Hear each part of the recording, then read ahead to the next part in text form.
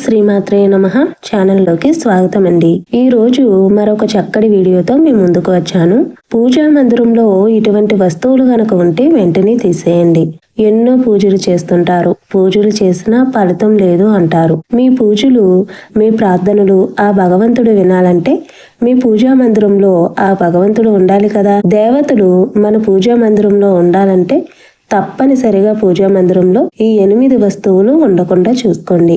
ఈ 8 వస్తువులు పూజా మందిరంలో ఉంటే దరిద్ర దేవత ఉంటుంది, కానీ దేవతలు ఉండరండి. కావున తెలియక పూజా మందిరంలో ఈ వస్తువుల్ని ఉంచితే ఇప్పుడు ఈ వీడియో ద్వారా తెలుసుకుని ఈ 8 వస్తువుల్ని పూజా మందిరంలోంచి వెంటనే తీసేయండి. ఇటువంటి మంచి మంచి వీడియోలు చూడాలి అనుకుంటే వెంటనే మా ఛానల్ని సబ్స్క్రైబ్ చేసుకోండి. పక్కనే ఉన్న బెల్ ఐకాన్ నొక్కి ఆల్ సెలెక్ట్ చేసుకుంటే నేను చేసే ప్రతి వీడియో మీకు నోటిఫికేషన్ వస్తుంది.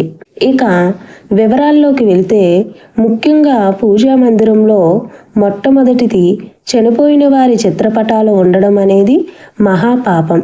చాలా మంది ఇలా అనుకుంటారు, చనిపోయారు, దేవుని దగ్గరికి వెళ్ళిపోయారు, వాళ్ళు దేవునితో సమానమే అనుకుంటారు. నిజానికి పితృదేవతలు ఉన్న చోటికి దేవుళ్ళు రారండి. దేవుళ్ళు ఉన్న చోటికి పితృదేవతలు రారండి. కాబట్టి దేవుడి గదిలో చనిపోయిన వారి చిత్రపటాలు ఉంటే వెంటనే తీసేయండి. వేరే చోట ఎక్కడైనా పెట్టుకోండి, దేవుడు మందిరంలో మాత్రం పెట్టకండి. ఇక రెండవది ఇనుప సామాన్లు.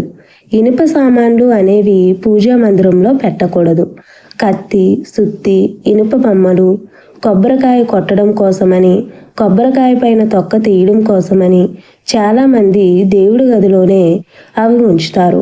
నిజానికి ఇనుమ అనేది దరిద్ర దేవతను ఆహ్వానిస్తుంది. దరిద్ర దేవతకు ఇంకో పేరేంటంటే ఇనుప గజ్జెల తల్లి. మీకు ఇక్కడ సందేహం రావచ్చు, గోడలకు ఇనుప మేకులు కొడతాం కదండి అని అడగవచ్చు. ఈ మధ్యన మేకులు వెండివి లాంటివి వస్తున్నాయి, రాగివి వస్తున్నాయి, వాటిని తెచ్చుకోండి. ఇదివరకే కొట్టిన మేకులు ఉంటే వాటికి కొంచెం పసుపు రాయండి. ఇక మూడవది పగిలిపోయిన చిత్రపటాలు. పగిలిపోయిన చిత్రపటాలను దేవుడి మందిరంలో ఉంటే వెంటనే తీసేయండి. వాటికి ఉన్న అద్దం ముక్కలు తీసేసి నీళ్లు ఉన్న చెరువులో ఫోటోని పడేయండి. పూజా మందిరంలో మాత్రం ఉంచకండి. పగిలిపోయిన వస్తువులు అరిష్టాలకు సంకేతం. ఇక నాలుగోది చిరిగిపోయినటువంటి వస్త్రాలు. చిరిగిపోయినటువంటి వస్త్రాలు ఉంచుకోకూడదు. చాలా మంది చీరలను ముక్కలుగా చింపి ఓ పక్కన పెడుతూ ఉంటారు.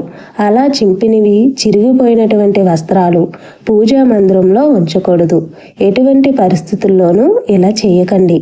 పూజా మందిరాన్ని శుభ్రం చేసుకోవడానికి ఎరుపు లేదా పసుపు వంటి కొత్త వస్త్రాన్ని తెచ్చుకొని దాంతో శుభ్రం చేసుకోండి. ఇక ఐదవది ఒకే రకమైనటువంటి విగ్రహాలు 2 ఉండకూడదు. ఒకే ఆకారంలో ఉన్న విగ్రహాన్ని ఫోటోను 2 పూజా మందిరంలో ఉంచకూడదు. చాలా మంది ఈ విషయం తెలియక ఎన్నైతే అన్ని పెట్టేసి పూజా గదిని బొమ్మలతో నింపేస్తారు. ఇక ఆరవది దేవతా విగ్రహం. దేవతా విగ్రహం అనేది అంగాష్ట ప్రమాణంలో ఉండాలి. అంటే మన బొటన వేళ్ళు కంటే పెద్దది ఉండకూడదు. అలా పెద్దది ఉంటే వాటికి అభిషేకాలు, నైవేద్యాలు సమర్పించాలి, స్తోత్రాలు పారాయణం చేయాలి. ఇలా చెయ్యగలము అనుకున్నవారు పెట్టుకోండి.